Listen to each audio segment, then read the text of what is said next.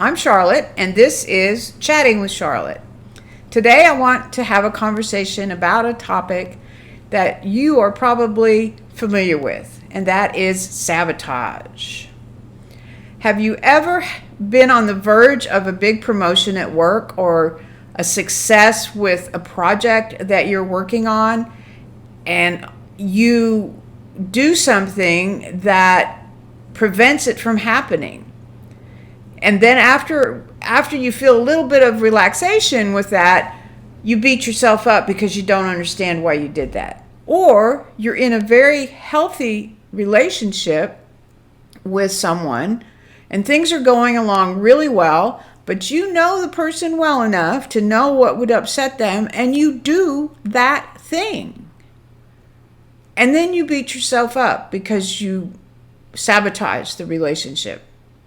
Or you're doing really well with your recovery. Have had months of success in not indulging in your addiction. And everyone keeps telling you how well you're doing and how proud they are of you.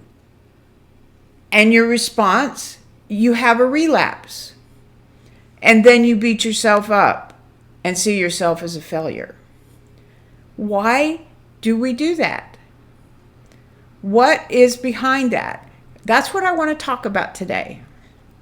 And the thing that happens inside of you started when you were a child. When you were a child and you were abused, you had no control over most things in your life. But over time, you knew one thing was consistent, and that was that at some point you would be abused, either physically or sexually or emotionally, spiritually, maybe all of the above. And you knew it was going to happen. You became convinced that that was the one consistent thing in your life. And so when you went a period of time and nothing happened, an anxiety built up in you, and a tension that was unbearable. And so sometimes you would deliberately do something that would trigger abuse or chaos. I know I did that because the tension became so severe, I couldn't manage it. And I became attached to those things that relieved that pressure and helped me relax. And it was difficult to break that as I started my healing process. But because I didn't trust that the good things would last. I didn't trust that I could maintain resisting the temptation to indulge in my addiction to pornography and sex and food and control. And so I would insert that control. And the way that I did that is I would act out, kind of to show everybody and to show myself that, hey, I'm not really different. So don't trust me either. But I was in control of it. At least I thought I was, but I wasn't. In a relationship, I didn't trust the person I was in a relationship with. And so I would deliberately do something to make them mad to prove that, yeah, this isn't going to last either. I was afraid of success, so I would sabotage promotions, I would sabotage progress in work, I would sabotage things in school because I didn't trust it and I was afraid of it, and I wanted to have some element of control. I wanted to be in control of the outcome. And so I sabotaged. So how can you change that?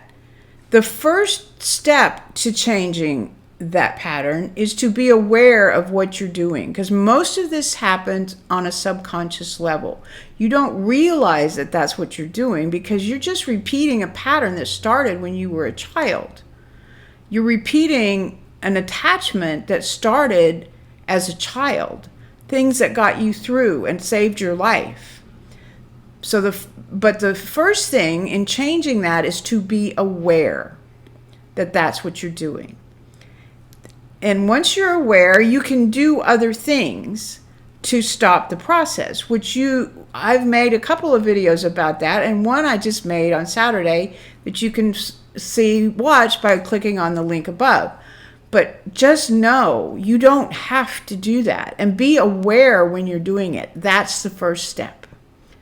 Tell me in the comments what you do to stop yourself from sabotaging. Share it with others and subscribe so that you don't miss a single conversation, inspiration, or life hack. Thanks for watching, and I will see you again soon.